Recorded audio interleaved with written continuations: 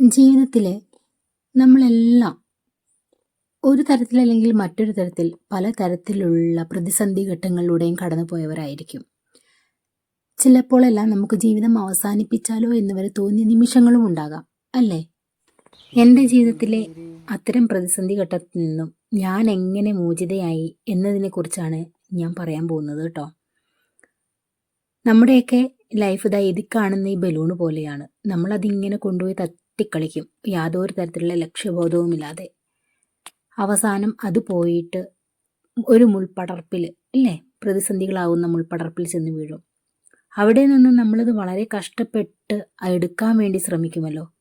ആ ശ്രമിക്കുമ്പോൾ കയ്യുക്കുള്ളവൻ കാര്യക്കാരൻ എന്ന് പറഞ്ഞ പോലെ നമ്മുടെ വീക്ക്നെസ് മനസ്സിലാക്കിയിട്ട് മറ്റാളുകൾ വന്നിട്ട് നമ്മുടെ ലൈഫിന് പന്താടാൻ നോക്കും.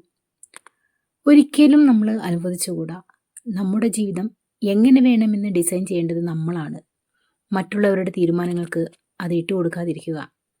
അതാണ് നമ്മൾ ചെയ്യേണ്ട ഏറ്റവും ആദ്യത്തെ കാര്യം എന്ന് പറയുന്നത്. ഞാൻ എന്തായിരുന്നു എന്ന് മനസ്സിലാക്കുമ്പോഴേ ഞാൻ എന്താവണം എന്ന് ചിന്തിക്കുകയുള്ളൂ. ഇതിൽ ഞാൻ എന്തായിരുന്നു എന്ന ചോദ്യത്തിന് ഉത്തരം കിട്ടിയാൽ തന്നെ ഇനി ഞാൻ എന്താവും എന്നതിനൊരു ക്ലാരിറ്റി വരും.